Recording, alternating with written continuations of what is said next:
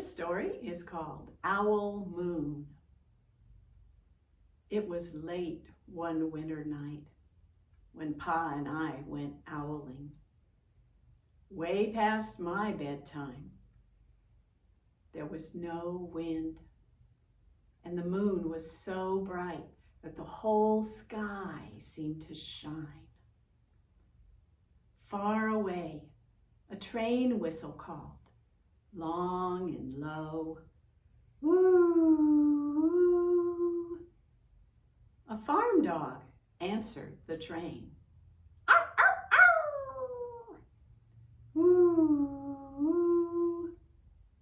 And then another dog joined in. Bow. Woo. Well, they called back and forth trains and dogs for a really long time. And when they stopped, it was as silent as a dream. We walked over the snow, and our little gray footprints followed us.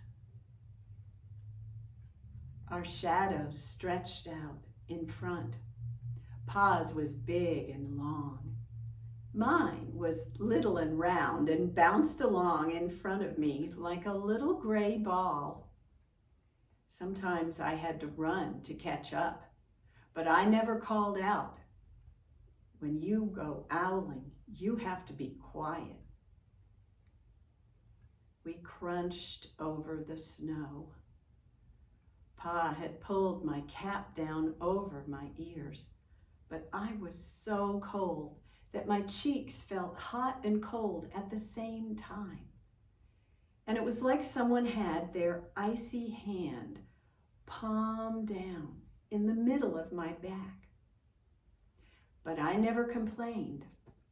When you go owling, you have to make your own heat. We came to the row of pine trees, black and pointy under the moon. Pa looked up, and the moon made his face into a silver mask. And then Pa put his hands up to his mouth and called, hoo, hoo, hoo, hoo, the call of the great horned owl. We waited and listened, but there was no answer. And so Pa called again, hoo, hoo, hoo, hoo. We waited and listened, but no answer came back. Pa shrugged, and I shrugged. I was not disappointed. I had been waiting to go owling with Pa for a very long time. And all my brothers had told me sometimes there's an owl and sometimes there isn't. We walked into the woods, and the shadows were the blackest things I had ever seen. I didn't ask what dark things hid in the shadows. When you go owling, you have to be brave. We came to a clearing in the woods. The moon seemed to fit perfectly over the opening in the trees, and the snow in the clearing was as white as the milk in a cereal bowl. I sighed, and Pa put up his hand. I put my hands in my mittens over the scarf over my mouth. Pa put his hands up and called, hoo, hoo, hoo, hoo. We waited and listened. Pa called again, hoo, hoo, hoo, hoo. We waited and listened, and there was still no answer. But just as Pa put his hands up to call again, An echo from the far end of the clearing came threading its way toward us. Hoo, hoo, hoo, hoo. Pa almost smiled.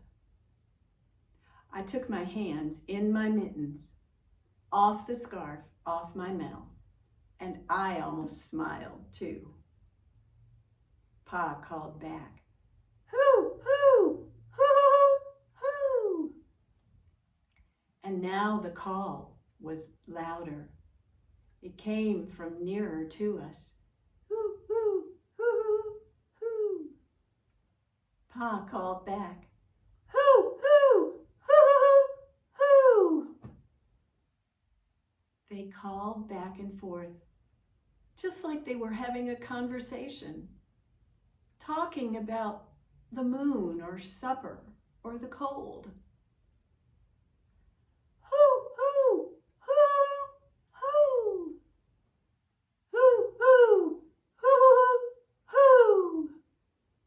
And now, across the clearing, an owl shadow, part of the bigger tree shadow, lifted off and flew across the clearing right toward us. Pa turned on his flashlight and caught the owl just as it was landing on a branch over our heads. For 1 minute, 3 minutes, 100 minutes, we stared at each other. And then the owl pumped its great wings and flew back over the clearing. Well, time to go home, said Pa. And I knew then I could talk, I could laugh, I could even sing. But all the way home, I was as silent as a dream. When you go owling, you don't need words or warm or anything but hope. The kind of hope that flies on silent wings under a shining owl moon.